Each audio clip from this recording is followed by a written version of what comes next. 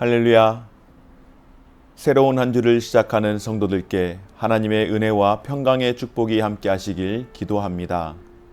사회적 거리두기 격상 4단계 조치로 인하여서 우리의 일상에 많은 어려움과 불편함이 있지만은 그럼에도 불구하고 우리의 하루하루의 삶을 하나님께서 인도해 주시고 은혜 주실 것을 기대하며 늘 매일매일의 말씀 가운데에 하나님을 향한 소망의 복음을 붙드시는 성도님들 되시기 바랍니다.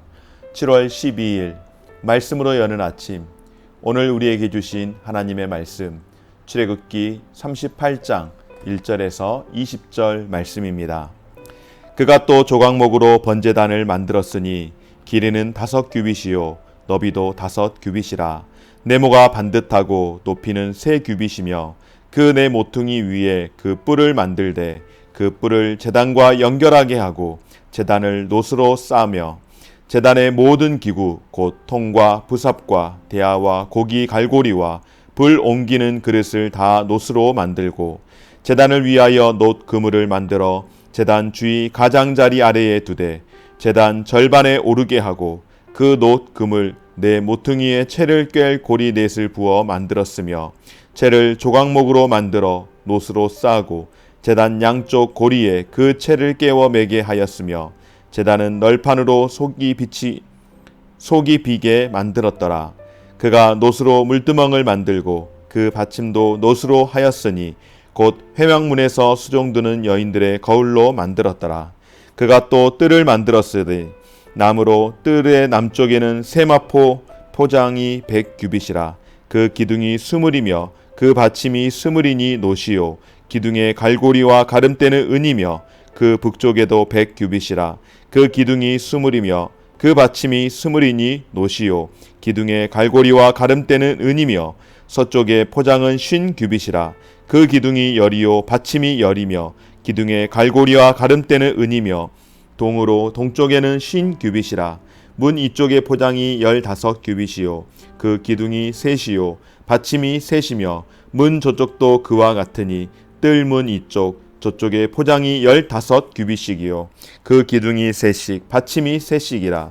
뜰 주위의 포장은 세마포요 기둥 받침은 놋이요 기둥의 갈고리와 가름대는 은이요 기둥 머리 싸개는 은이며 뜰의 모든 기둥에 은 가름대를 깨웠으며 뜰의 휘장문을 청색 자색 홍색 실과 가늘게 꼰 배실로 수놓아 짰으니 길이는 20규빗이요 너비와 높이는 뜰의 포장과 같이 5규빗이며 그 기둥은 넷인데 그 받침 넷은 놋이요 그 갈고리는 은이요 그 머리 싸개와 가름대도 은이며 성막 말뚝과 뜰 주위의 말뚝은 모두 놋이더라.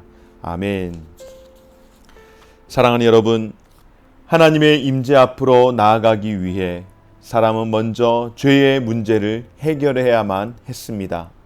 죄가 있는 상태로는 누구도 거룩하신 하나님 앞에 감히 나아갈 수 없기 때문입니다. 부살렐은 지성소와 성소 내부에 둘 기구들을 만드는 일을 다 마친 후 이제 여호와 하나님께서 지시하신 말씀대로 성막 뜰의 기구들을 순차적으로 제작을 하는데요. 이제 성막의 뜰과 그 뜰에 두는 번제단과 물두멍을 하나님께서 명령하신 대로 만들었습니다. 이 방법은 앞서 모세가 시내산에서 하나님께 성막을 제작하는 과정 가운데에 출애굽기 27장에서 나와 있는 구체적인 말씀들을 통하여서 기록을 하고 있습니다. 그리고 성막을 구별시키는 울타리를 만들어 둘렀습니다. 사랑하는 여러분, 하나님께 번제를 드리기 위한 제단을 만듭니다. 그런데 이 제단은 성막의 다른 기구들처럼 역시 조각목으로 만들었는데 겉을 금이나 은이 아닌 놋으로 그렇게 쌌습니다. 또한 이 제단에서 사용하는 다른 모든 기구도 놋으로 만들었는데요. 이 단도 역시 성막 안에 놓인 분향단과 마찬가지로 네 모퉁이 위에 뿔을 만들었습니다. 특별히 뿔을 만들게 된 이유는 희생 제물이 떨어지지 않도록 제물을 이 뿔에 결박할 수 있도록, 고정할 수 있도록 묶는 용도로 쓰였겠지만 그보다 또 다른 의미가 있습니다. 바로 성경에서 뿔은 구원의 뿔로 시편 기자는 고백을 합니다. 바로 구원의 뿔이라고 하였던 표현처럼 힘과 능력을 상징하는 제단의 뿔은 구원을 베푸는 그런 특별한 은혜의 역할을 하기도 했습니다. 뿐만 아니라 물두멍도 만들었는데요. 이는 제사장이 손, 발을 씻기 위한 일종의 대하라고 할 수 있습니다. 하나님이 임재하셔서 이스라엘 백성과 만나는 성막에서 제물을 태우는 제단과 제사장이 손발을 씻는 이 물두멍은 성막 뜰의 중심에 위치하고 있습니다. 그러니까 제단이 가장 먼저 있고 번제를 드리는 제단이 있고 그리고 그 제단에서 번제를 드린 후에 물두멍에서 손을 씻고 그리고 그 안으로 회막 안으로 들어가도록 하는 것입니다. 이것은 이스라엘 백성이 하나님 앞에 나아갈 때마다 죄와 죽음, 희생과 은혜에 대하여서 생각해야 함을 우리에게 말씀하고 있습니다. 제물을 드리는 제단이 없는 성막, 여러분 있을 수 없는 일이죠. 이스라엘 백성은 자신의 의로 하나님 앞에 나아갈 수 없는 겁니다. 제물이 반드시 있어야만이 하나님 앞에 나아갈 수 있었던 것처럼 바로 오직 속죄의 은혜를 입어야만 하나님 앞에 설 수 있었던 것입니다. 그러면 여러분, 이스라엘 백성들만 그렇게 제물이 있는 그런 은혜를 통하여서 갈 수 있는 것일까요? 그렇지 않습니다. 우리 역시 똑같습니다. 우리 역시 희생 제물을 통하여서 하나님 앞에 나아갈 수 있는데 그 희생 제물이 무엇입니까? 바로 십자가에서 죽으신 예수 그리스도 그 이름을 의지함으로 하나님 앞에 나아가게 된 줄 믿습니다.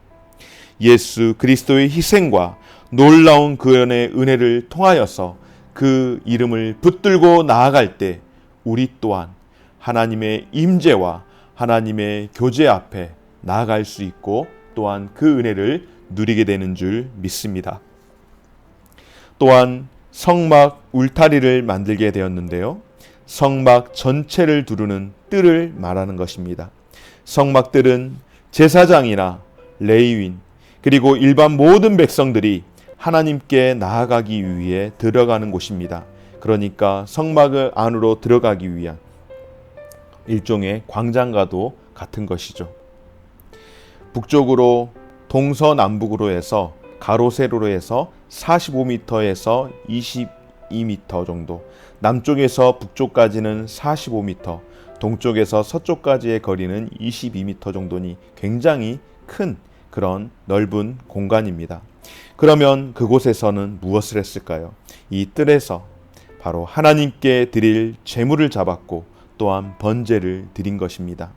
또한 그곳에서 하나님께 드린 제물, 화목제물을 함께 나누어 먹는 일들도 그 자리에서 했던 것입니다. 바로 이 성막의 뜰은 하나님의 백성이 속죄의 은총을 누리는 하나의 축복의 장소가 된 줄 믿습니다.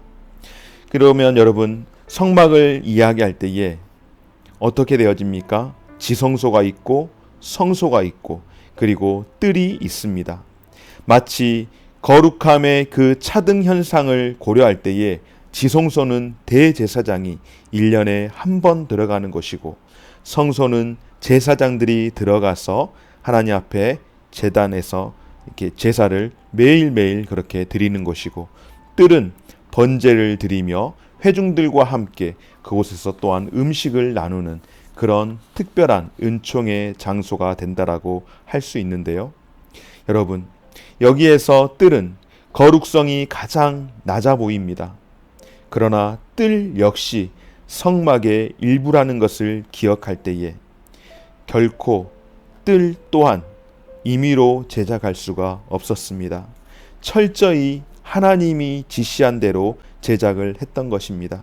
가장 거룩하여서 대제사장이 1년에 한 번밖에 들어갈 수 없는 지성소, 그리고 제사장들이 매일매일 분향하는 성소, 그리고 제사장뿐만 아니라 많은 일반 백성들까지 함께 제물을 잡아 드리는 그런 뜰, 3단계로 마치 차등되어 있는 것 같은 그런 공간이지만은 분명한 사실은 이 모든 것이 하나의 성막이라는 큰 그림에서 볼 때에 하나님이 지시하신 대로 제작을 해야 하는 공간이라고 하는 사실입니다.